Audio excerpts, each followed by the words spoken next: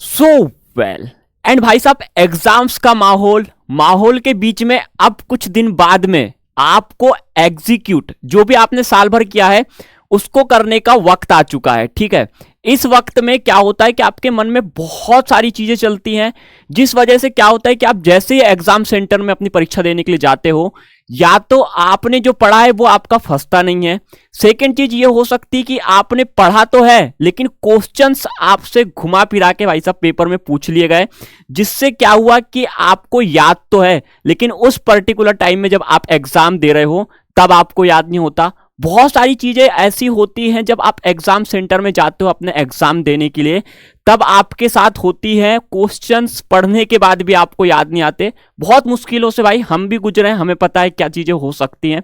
तो आज के जो वीडियो है ना, अगर आप कुछ ऐसे क्वेश्चंस में जाके फंस जा रहे हो या फिर जो क्वेश्चंस आपको याद तो है लेकिन उस वक्त में याद नहीं आ रहा है, तो क्या करना चाहिए, ये बेसिकली मैं आपको बता दूं। जो भी चीजें मैं आपको बताने वाला हूं आज की इस वीडियो में, ये मैंने भी खुद का मेरा ओपिनियन नहीं है पर्सनली। ये क्या है कि क्वारा, आपको पता होगा, एक बहुत अच्छी वेबसाइट है जहां से जो टॉपर्स हैं या फिर कोई भी आप क्वेश्चन पूछते हो तो उनका जो एक्सपर्ट जवाब देते हैं। तो ऐसे ही मैंने उस वेबसाइट के माध्यम से कुछ ऐसे ऐसे पॉइंट्स निकाले हैं जिनमें आपको प्रॉब्लम तो है, आपको उसका सॉल्यूशन भी मिल जाएगा। अगर इस दुविधा से अगर आप गुजर रहे हो तो इस वीडियो का एंड तक जरूर देखना। एंड अगर चैनल पे नहीं हो तो ऑल्सो सब्सक्राइब जरूर कर लीजिएगा, ऐसे ही एग्जाम से जुड़ी हर एक जानकारी पाने के लिए। साथ में टेलीग्राम और व्हाट्सएप ग्रुप दोनों की लिंक हमारे डिस्क्रिप्शन में है, जाके आप लोग एक बार वहां पे जरूर ज्वाइन करें। पॉइंट बाय पॉइंट समझने की कोशिश करते हैं कि कैसे ये चीजें होती हैं और इससे आपको कैसे निकला जा सकता है। ठीक है, बात करें कि ये प्रॉब्लम शुरू कहां से होती है, क्यों आपको क्वेश्चंस आने के बाद भी वहां पे याद नहीं आते, या जो क्वेश्चंस आपको पता है उनसे रिलेटेड आपको कुछ पता आता है ही नहीं। तो इसके पीछे सबसे बड़ा रीजन ये होता है कि जैसे ही आप एग्जाम सेंटर में गए, एग्जाम सेंटर में जैसे आप एंटर करते हो तो आपको बहुत सारा प्रेशर होता है। कई चीजों को लेकर प्रेशर हो सकता है, या तो आपको उस पर्टिकुलर सब्जेक्ट की आपने पढ़ाई उतने ढंग से नहीं की है, या फिर उस सब्जेक्ट में आप कमजोर हो, परसेंटेज का आपको प्रेशर हो सकता है, फर्स्ट टाइम आप बोर्ड एग्जाम दे रहे हो उसका आपको प्रेशर हो सकता है। सेकेंड चीज जो मुझे लगती है कि आप में से सबसे ज्यादा बच्चे इसलिए ज्यादा कंफ्यूज हो जाते हैं, वो है कि भाई आप जब घर में पढ़ाई कर रहे हो या स्कूल में आप कोई पेपर दे रहे हो तो वहां पे कैसा है कि आप एक कंफर्ट जोन पे होते हो। Comfort zone in the sense ये है कि आपके वहां पे पहचान वाले होते हैं, आपका स्कूल जाना माना, टीचर आपके जाने माने, घर में आप पढ़ रहे हो तो आपको पता है गलती भी हो गई तो सुधार लोगे। लेकिन आप सेंटर में जाओगे तो एक तो आपके लिए नया सेंटर है, टीचर्स भी वहां पे अनजान, बच्चे भी आगे पीछे कौन बैठेगा आपको पता नहीं है। तो ये आपके घबराने का सबसे बड़ा रीजन होता है कि आप अगर कुछ अटकोगे तो आपको लगता है कि आपको उस चीज का आंसर यहां से जुगाड़ से नहीं मिल पाएगा। ठीक है, तो इस चीज को निकलना कैसे वो आगे मैं तुम्हें बताऊंगा। बात करते हैं सेकेंड पॉइंट की कि इसके बाद में आपको क्या गलती करते हो। ठीक है, सबसे पहली और सबसे कॉमन गलती, एग्जाम पेपर जैसे ही आपको मिल जाता है प्रश्न पत्र, उसके बाद में क्या करते हैं बहुत से बच्चे, उस पेपर को अच्छे से बिल्कुल भी नहीं पढ़ते हैं कि उसमें कौन से ऐसे क्वेश्चंस दिए गए हैं जिन क्वेश्चंस को उन्होंने पढ़ा है या जो क्वेश्चन उनको आता है। सीधे क्या किया कि क्वेश्चन 1 से उन्होंने लिखना स्टार्ट किया, समझा ही नहीं कि कौन से क्वेश्चंस उन्हें आते हैं कौन से क्वेश्चंस नहीं आते हैं, जो भी आ रहा है उन्हें करते करते चले जा रहे हैं। इस कंडीशन में सबसे बढ़िया और सबसे पहले तो ये करो कि आपको अगर अपना प्रेशर मेंटेन करके रखना है तो उस टाइम पे सबसे पहले आप क्वेश्चन पेपर जो आपका है उसको पूरे अच्छे तरीके से पढ़ो, अच्छे तरीके से समझो कि कहां कहां क्या क्या चीजें दी गई हैं। फिर उसके बाद में क्या करो, आप जैसे ही क्वेश्चंस पेपर पढ़ लेते हो उसके बाद में कुछ क्वेश्चंस ऐसे होते हैं जो आपको लगता है कि ये क्वेश्चन मैंने याद किया है, ये मुझे अच्छे से आता है, उन क्वेश्चंस में आप टिक मार्क कर लो। टिक मार्क करने का मतलब है पेंसिल से करो। अब कई बच्चे क्या करते हैं, गलती यहां पे करते हैं, अपने जो क्वेश्चन पेपर है उसी में वो लिखना शुरू कर देंगे, उसी में भाई सब चीजें इतना एकदम गंदा कर देते हैं। कभी कभी क्या होता है, कुछ सेंटर में अगर स्ट्रिक्ट टीचर रहे ना तो वो आप लोगों के नकल के कारण, नकल कर रहे हो करके वो आपका नकल प्रकरण का केस भी बना देते हैं भाई। इसलिए थोड़ा सा इस चीज को सेफली आप लोगों को करना है कि कम से कम प्रश्न पत्र में कुछ मत लिखो। टिक लगाने का मतलब छोटी सी टिक लगा दो, नहीं तो भाई साहब पूरे में लिख रहे हैं उसके आंसर ही वहीं लिखना शुरू कर दिए। ऐसा बिल्कुल नहीं करना, ये एक्स्ट्रा टिप दे रहा हूं मैं आपको। फिर क्या करो कि जो क्वेश्चंस आपको आ रहे हैं उसमें क्या करो, अगर आपको क्वेश्चन नंबर 1 से लेकर 5 तक जो इजी आपको ऑब्जेक्टिव टाइप के ही क्वेश्चंस होते हैं वो अगर आपको पूरे आ रहे हैं तो पहले उनको लिख लो। फिर अगर आपको जैसे बड़े बड़े क्वेश्चंस 3 मार्क 4 मार्क 5 मार्क वाले करने हैं, उस केस में क्या करो कि जो क्वेश्चंस आपको पहले आ रहे हैं उन क्वेश्चंस को पॉइंट बाय पॉइंट लिखना शुरू करना चाहिए। मेरे को जहां तक लगता है और जो मैंने सीखा है और जो मैंने जाना है उसके अनुसार मैं आपको बता रहा हूं, पॉइंट बाय पॉइंट आप लिखना शुरू करो। इससे आपके बहुत सारे फायदे हैं। एक तो आपका एक मोटिवेशन जो है वो बना रहेगा, क्योंकि हमारा दिमाग ऐसे ही काम करता है, जो चीज हमें आती है, जो चीज हमें आसान लगती है, जो चीज हम अच्छा कर रहे हैं, तो हमें और भी जो कठिनाई स्तर जब आपका बढ़ता है तो हमारा दिमाग उस टाइम पे कूल रहता है एकदम। आप प्रेशर मेंटेन करके चलते हो तो उस टाइम पे आपको बहुत काम आएगा कि आपको, क्योंकि अगर जो चीज आपको चाहिए वो आपको मिल रही है, मतलब जो क्वेश्चन आपको आ रहा है आप कर पा रहे हो, तो नेक्स्ट बड़ा क्वेश्चन में आप अटकोगे नहीं। तो पॉइंट बाय पॉइंट लिखना आप लोगों को शुरू कर देना चाहिए, ठीक है। अगले पॉइंट की अगर हम बात करें तो वो है, स्टूडेंट की सबसे बड़ी गलती ये होती है कि उनको ये लगता है कि जो क्वेश्चन दिया है हम उसका अगर सही आंसर लिखते हैं, मतलब जो क्वेश्चन है उसका सही आंसर लिखते हैं तभी हमें टीचर मार्क्स देगी। लेकिन एक्चुअली में ऐसा बिल्कुल नहीं होता है।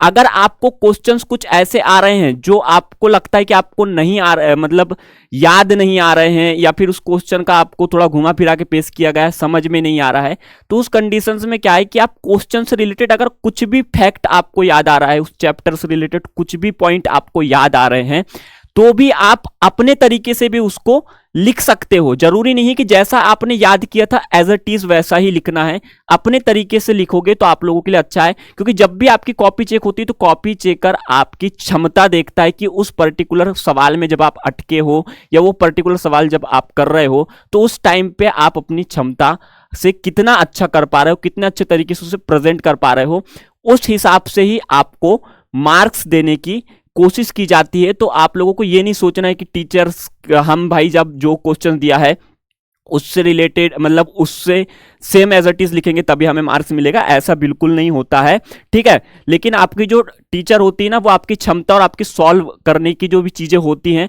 उनके अनुसार ही आपको मार्क्स देती है, ठीक है। बात करें अगले पॉइंट की, तो बहुत सारे बच्चों को ये लगता है कि सबसे बड़ा जो उनका कारण होता है कि उनको ये लगता है कि भाई साहब अब जब क्वेश्चंस में मैं अटक चुका हूं, ठीक है, तो आपको उसमें छोड़ दूंगा, वो क्वेश्चन मुझे करना ही नहीं है, वो क्वेश्चंस क्या ही कर लूंगा।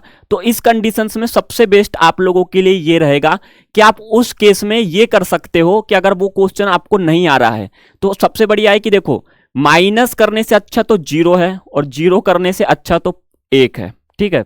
तो इस कंडीशन में क्या है कि जितना भी आपको उसका रिलेटेड आ रहा है, कुछ भी आ रहा है, जैसे आपका एक क्वेश्चन बहुत बड़ा है जिसमें आपके बहुत सारे पॉइंट आ सकते हैं, लेकिन आप अगर एक लाइन में एक लाइन करके आप 5 पॉइंट भी लिख देते हैं तो उसमें आपको कुछ ना कुछ नंबर तो मिलेगा।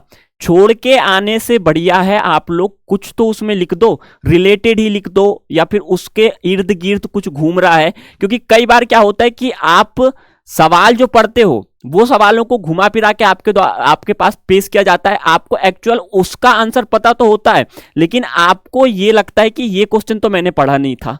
तो ये कंफ्यूज ही आपको बोर्ड एग्जाम्स में करते हैं। तो उस कंडीशंस में क्या है कि आपको कुछ वर्ड ऐसे होते हैं जिन वर्ड के कारण आपको याद आ जाता है कि यार ये वर्ड मैंने कहीं तो पढ़ा था। उस टाइम पे आपको थोड़ा अगर माइंड में आप अपने जोर डालोगे तो आपको कुछ ना कुछ उससे रिलेटेड थोड़ा सा ही याद आ जाएगा। मैथ्स वगैरह में तो जैसे मैथ्स वगैरह के अगर सब्जेक्ट आप कर रहे हो उसमें तो आपको स्टेप मार्किंग वगैरह की भी सुविधा मिलती है। तो उस केस में आपको कुछ ना कुछ करना ही है भाई। 0 छोड़ के आने से बढ़िया है कि आप कुछ लिखो। टीचर भी ये देखता है कि आपने ट्राई किया, कुछ तो कोशिश किया, तो आपको 5 मार्क नहीं एटलीस्ट 1 मार्क, अरे आधा मार्क ही दे दे तो भाई वो तो आपको मिलेगा। और आपको पता है कि बोर्ड एग्जाम्स में आधा मार्क भी आप लोगों के लिए कितना इंपॉर्टेंट आता है, ठीक है। तो आपको कुछ ना कुछ तो लिखना ही है थोड़ा सा। लेकिन ये जो क्वेश्चंस होते हैं ना, इनको आपको कोशिश ये करने की आप थोड़ा लास्ट में ही लिखो। बीच में अगर इसमें दिमाग खपाओगे तो आप लोगों के जो क्वेश्चंस आ रहे हैं आप उनको ही भूल जाओगे। बहुत सारी चीजें आप लोगों के साथ में उस टाइम पे होगी। तो इनको ना लास्ट में लिखा करो जो क्वेश्चंस नहीं आ रहे हैं। इस कंडीशन में सबसे बढ़िया यही हो सकता है कि कुछ ना कुछ आप लोगों को लिख के ही आना चाहिए, ठीक है। और भी बहुत सारी चीजें हैं जो आपको करनी चाहिए, बाकी मैं इसका नेक्स्ट पार्ट में आपको और अच्छे से समझाऊंगा।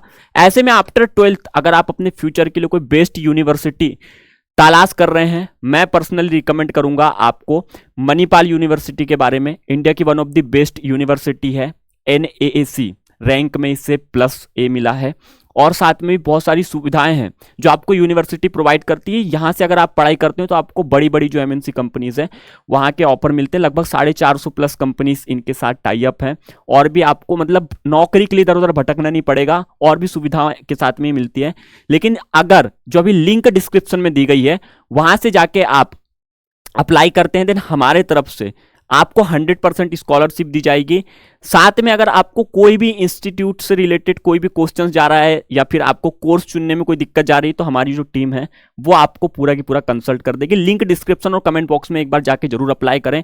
और कुछ लगता है आपको कि मैंने पॉइंट मिस कर दिए थे, आपको लगता है कि ये पॉइंट और बेटर हो सकते थे जो आपको आते हैं, कमेंट बॉक्स में आप लिख सकते हो। पार्ट 2 के लिए भी आप लिख सकते हो। अभी आपके पास एग्जाम्स के लिए अगर थोड़ा सा भी समय है तो आपका पार्ट 2 में बनाने की कोशिश करूंगा।